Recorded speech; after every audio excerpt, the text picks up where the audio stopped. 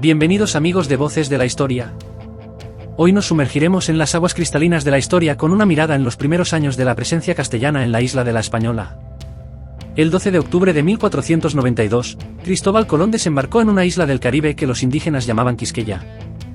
Este evento, que pasó a la historia como el descubrimiento de América, marcó el inicio de una nueva era, no solo para Europa, sino también, y de forma mucho más dramática, para los pueblos indígenas que habitaban el continente americano.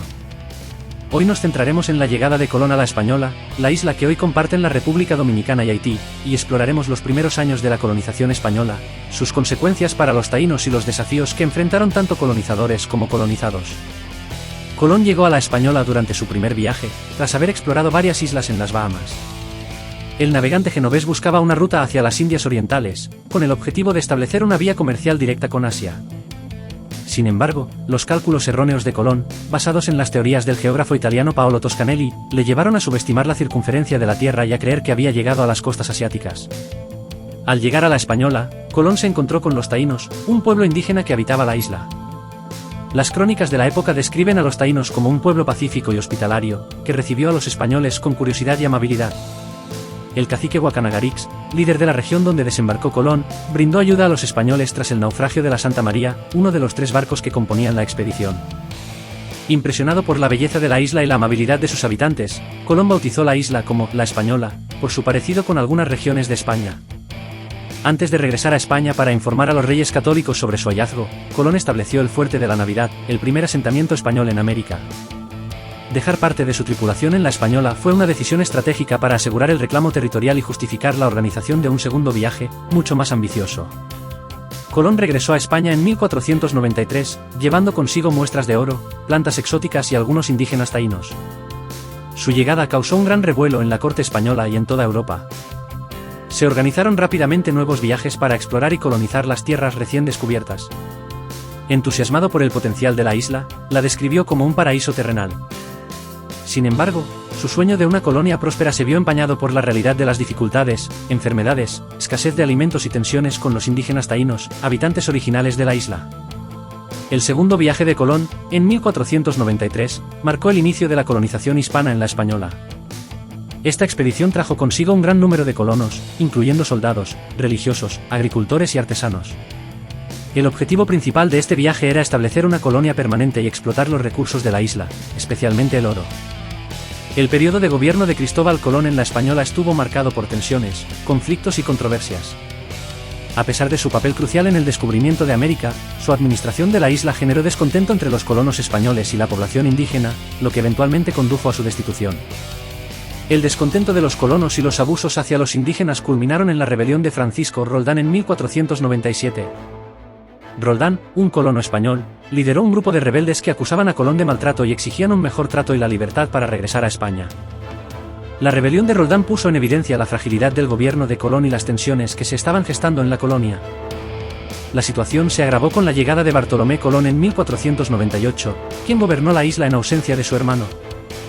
Bartolomé continuó con las políticas de explotación, implementando el sistema de encomiendas, que otorgaba a los colonos el control sobre grupos de indígenas para su trabajo. Ante la creciente inestabilidad en La Española, los reyes católicos decidieron enviar a Francisco de Bobadilla en 1500 para investigar la situación. Bobadilla, comendador de la Orden de Calatrava, tenía la misión de restaurar el orden y hacer justicia. A su llegada, Bobadilla se encontró con una colonia dividida y un gobierno en crisis. Tras una breve investigación, Bobadilla arrestó a Colón y a sus hermanos, enviándolos encadenados a España. Este acto, aunque autorizado por los reyes católicos, causó gran controversia y marcó el fin del gobierno de Colón en La Española. El periodo de gobierno de Bobadilla, aunque breve, tuvo un impacto significativo en la historia de La Española. Su llegada marcó un cambio de rumbo en la administración de la isla, poniendo fin al control directo de Colón y sus hermanos. Bobadilla implementó algunas reformas para mejorar la situación de los colonos y los indígenas, pero su gobierno también estuvo marcado por la controversia y la violencia. La figura de Bobadilla ha sido objeto de debate entre los historiadores. Algunos lo han criticado por su trato a Colón, mientras que otros lo han defendido argumentando que actuó con la intención de restaurar el orden y la justicia en una colonia en crisis. El paso de los Colón a Bobadilla representa un punto de inflexión en la historia de La Española.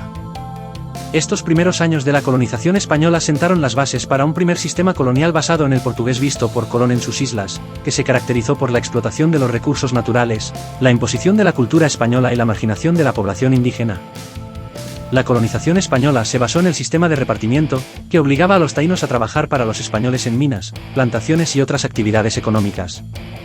Este sistema, que si bien teóricamente establecía un pago por el trabajo indígena, en la práctica se convirtió en una forma de explotación y esclavitud. Los taínos fueron sometidos a trabajos forzados, maltratos y abusos, lo que provocó un rápido declive de la población indígena. Bartolomé de las Casas, un fraile dominico que llegó a la Española en 1502, fue uno de los primeros en denunciar la crueldad y la injusticia del sistema colonial español. En sus escritos, de las Casas describió las atrocidades cometidas contra los taínos, incluyendo masacres, torturas y la destrucción de sus comunidades. De las Casas abogó por un trato más humano a los indígenas, argumentando que eran seres humanos con derechos y que la evangelización debía basarse en la persuasión pacífica, no en la violencia. Las denuncias de las Casas tuvieron un impacto significativo en la política colonial española, contribuyendo al debate sobre la legitimidad de la conquista y la explotación de los indígenas. A pesar de la superioridad militar de los españoles, los taínos no se sometieron pasivamente a la colonización. La rebelión de Enriquillo, un cacique taíno, es un ejemplo de la resistencia indígena a la dominación española. Enriquillo, tras presenciar la ejecución de Anacaona, una cacique que se opuso a la colonización, se refugió en las montañas de Bauruco y organizó una rebelión que duró más de una década. Enriquillo y sus seguidores lograron resistir a las fuerzas españolas gracias a su conocimiento del terreno y a su estrategia de guerra de guerrillas. La rebelión de Enriquillo obligó a los españoles a negociar un tratado de paz en 1533, reconociendo la libertad de Enriquillo y su pueblo. Este tratado, aunque limitado en su alcance, representó una victoria simbólica para la resistencia indígena y demostró la capacidad de los taínos para desafiar el poder español. Nicolás de Obando, comendador de la Orden de Alcántara, fue nombrado gobernador de la Española en 1502. Obando llegó a la isla con la misión de restaurar el orden tras el caótico gobierno de Francisco de Bobadilla, quien había arrestado a Cristóbal Colón y sus hermanos por acusaciones de corrupción y abuso de poder. Obando implementó un sistema de gobierno más centralizado y eficiente, consolidando el control español sobre la isla. Bajo su mandato, se fundaron nuevas ciudades, se expandió la agricultura y se intensificó la explotación minera. Obando también estableció el sistema de encomiendas, que si bien pretendía regular el trabajo indígena y promover la evangelización, en la práctica se convirtió en una forma de explotación que beneficiaba a los colonos españoles. A pesar de su enfoque autoritario, Obando fue un administrador eficaz que contribuyó a la consolidación del poder español en la Española. Su gobierno sentó las bases para la expansión del Imperio español en el Caribe y en el continente americano. Durante las primeras décadas del siglo XVI, las Antillas Mayores, especialmente la Española y Cuba, se convirtieron en el centro del Imperio español en América.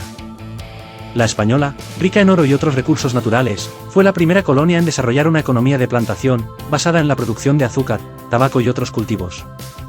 La isla también se convirtió en un importante centro de comercio y en un punto estratégico para la exploración y conquista de otras tierras en el Caribe y en el continente. La importancia de las Antillas Mayores para la economía y la estrategia del Imperio español se reflejó en la inversión que la corona realizó en la construcción de infraestructuras, la organización del gobierno de ultramar y el envío de nuevos colonos y recursos. La llegada de Colón a la Española y la posterior colonización hispana tuvieron un impacto profundo y duradero en la isla. La cultura taína, que había florecido durante siglos, fue prácticamente destruida. La población indígena se vio drásticamente reducida debido a las enfermedades, los trabajos forzados y la violencia. La colonización española también introdujo nuevos cultivos, animales, idiomas y religiones. La Española se convirtió en una sociedad multiétnica y multicultural, marcada por la mezcla entre españoles, africanos e indígenas. Como la historia de Diego Colón, el indígena taíno que aprendió español, viajó a Europa y regresó a la Española como consejero, es un ejemplo de la interacción, a veces compleja, entre españoles e indígenas. El legado de la colonización castellana en la Española es complejo y contradictorio. La isla se convirtió en un centro de riqueza y poder para el Imperio español, pero a costa de la explotación y el sufrimiento de los pueblos indígenas. La llegada de Colón a la Española en 1492 marcó un punto de inflexión en la historia mundial. El descubrimiento de América abrió un nuevo capítulo en la historia de la humanidad, pero también inauguró una era de conquista, colonización y explotación. Las primeras décadas de la presencia ibérica en la Española estuvieron marcadas por la violencia, la resistencia y la transformación social. Es importante recordar que la historia de la colonización española no es solo una historia de conquista y dominio, sino también una historia de resistencia, adaptación y mestizaje.